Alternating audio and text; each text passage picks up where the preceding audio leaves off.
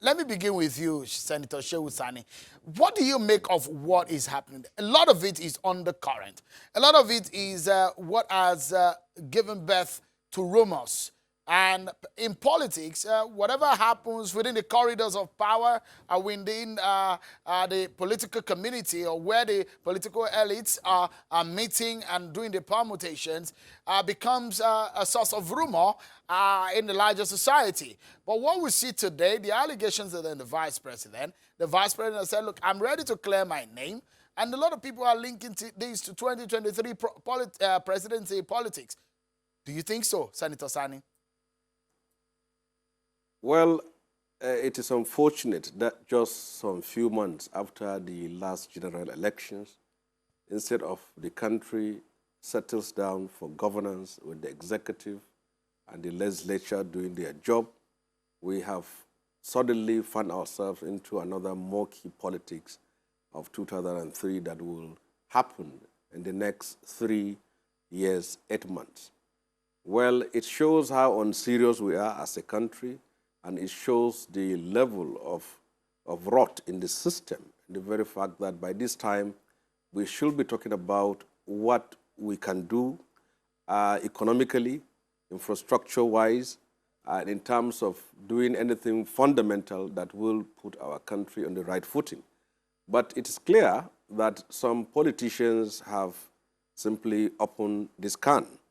And the danger of it is that it will divert the attention of the government of President Muhammadu Buhari, and it will overheat the polity, and at the end of the day, it will derail whatever the government intends to achieve.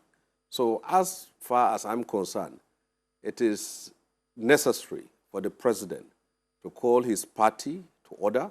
It's also necessary as Nigerians to call ourselves to order, that what is of importance now is what can we do to put our country in proper perspective and in the right rail. We need to address the problem of insecurity. We need to address the problems of poverty. We need to address infrastructural issues in Nigeria.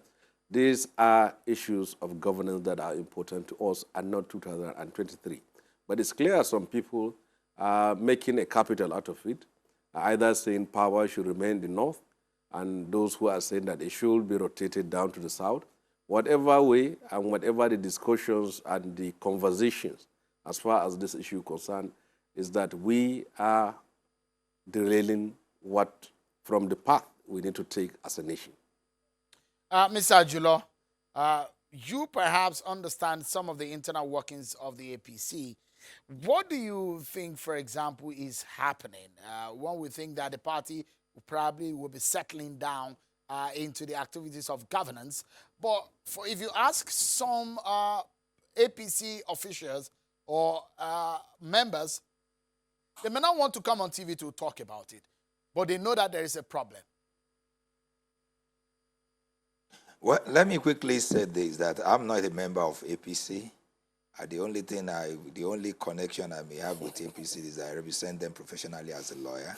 So I may not be able to talk about the internal workings of the APC. But one thing that remains clear is that after the election, and with what happened at the Court of Appeal, all the gladiators, this is the time for them. Now what we are seeing is more or less of dress rehearsal for the main thing. Because by the time you looked at it very well, we have the election in the next 3 years, 8 months. The question some of us we should be asking is, why should it be now? But well, we should understand the thinking of our politicians. They have their own strategy. They are already doing some permutation. And the permutation is that, and then again, rumors always seem to be given high premium when it comes to politics, because perception is the main thing. The perception is to see who is the poster boy of this administration, who is the one that seems to stand and people seem to like to respect, and that is the vice president. The first game, which I believe nobody can fault, is that let's look for a way how to override him, how to demolish him, how to destroy him. And this is what is happening. And that is why you see that we need to start that he and his principal is having problem, and they need to really sell such idea and to make that perception to see that they are having that issue. And the next is that let's tarnish him with one or two allegation corruption. And at the end of the day, It will cause what? It will cause disaffection, it will cause distraction, and that is what is going. And by the fact that we're even discussing is that we're already joining the fray and we're even helping those that package, let me use the word package, this strategy to do. But one thing I believe is this: the government, my advice to the government is to remain focused, like what Senator Shehu Sani said some minutes ago. There are a lot of issues that need to be resolved. Nigerians, they are yearning, their aspiration need to be met. This shouldn't be the issue. This shouldn't be the time for politics. We should be discussing policy. We should be looking for how we can impact on our people, how Nigeria can come out of their logjam, how we can obey the rule, how we can ensure that rule of law takes a premium place and we obey our rules and we follow everything. What you be thinking is how Nigeria can grow, how Nigeria can be big, not this unnecessary distraction at this time. People have talked about what the vice president said when he said he was going to waive its constitutional immunity. You're a lawyer. What does that mean, legally speaking? Can he do that in the face of some of those who are throwing dirt at him, according to what the vice president referred to those allegations? Well, I find that statement weighty and I respect it. I put it in high regard. I regard you said that by the time you look at the personality of the vice president, not only that he is a politician, not only that he is the vice president of the Federal Republic of Nigeria, but this is a professor of law first. Secondly, is a senior advocate of Nigeria. And when it comes to issue of law, I believe that he must have weighed all the options before saying that. Well, like I said earlier, to waive one immunity, I believe it's not as simple as it is. I believe the law even will not even help him to do that. But I believe that he has his own reason. Like I said, for you to waive your immunity, it must be in 2 or 3 ways. Either he was already thinking and weighing the option to resign, that is one, or maybe maybe we approach the lawmakers, maybe they can amend our constitution to so allow, or like what happened, good enough, Senator Shehu Sani is with me this evening. Sometimes ago when I think the governor of Kaduna State decided to sue him, one of the things I told him is this: it's like this man seemed to have waived his immunity because now we have our own opportunity to counterclaim. And I remember Senator Shehu Sani counterclaim, and what happened to the matter is what Mr. Ajulo, let's pause for a moment because we need to take this break. But when we come back, Senator Shehu Sani always drop some proverbial tweets on Twitter, on social media. We would like you to want to break those tweets down and give us a sense of what is happening in Nigeria's politics. You have a lot of insight, as well as Mr. Ajulo. When we come back from this break, everyone, don't go anywhere. We'll be right back.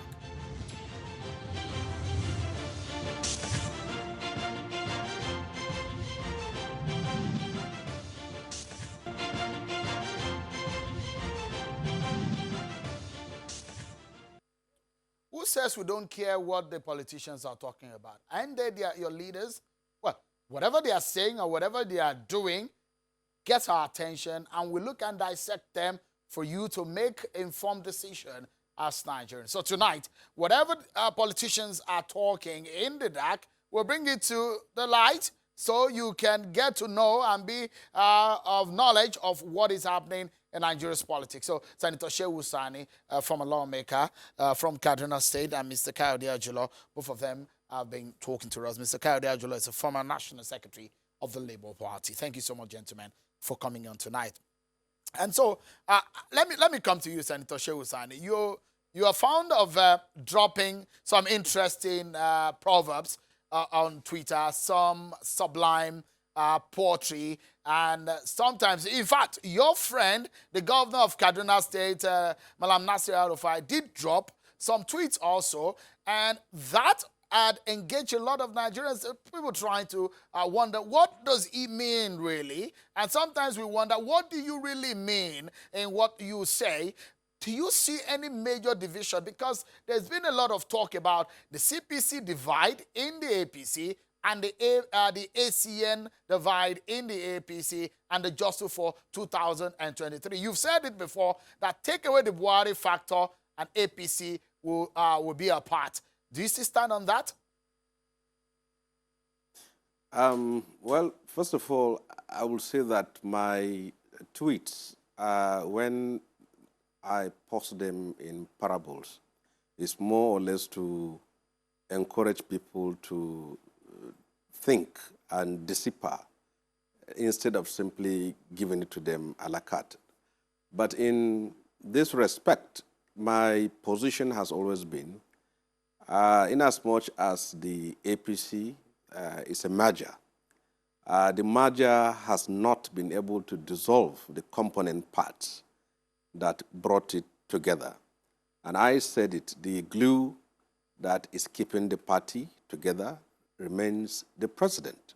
And after the president, certainly the party will face the fate of the Soviet Union or Yugoslavia is going to disintegrate. So that is my position of that. And I have seen it that over the years, they have been through series of crises. And you can see that for time immemorial, they have even not been able to hold their National Executive Council meeting. And you have also seen the crisis and the issues raised by the state chairman. You have seen what happened after the primaries and what is happening now. So as far as I'm concerned, I still stand by my words that the party will live for the period the president remains the leader of Nigeria. And after that, it is simply going to be something else. Senator Shehu Sani, I mean, at some point you muted the idea of where you think the power should swing in 2023. That is our reality today in Nigeria's politics. There seems to be an unwritten law about the zoning arrangement. For the APC, for example, it's just one out of the over 90 political parties we have in Nigeria, but is a major front, isn't it? The question is, do you think that where the power should swing in 2023 is dividing the APC as we speak? Well, we always need to appreciate and understand our differences as a nation, and the fact that we came through a bitter history of war, of coup, of ethnic and religious strife. And it is also important that we constantly remind ourselves that Nigeria is a beam that rests on a tripod. And this tripod are pillars that we should not in any way joke with.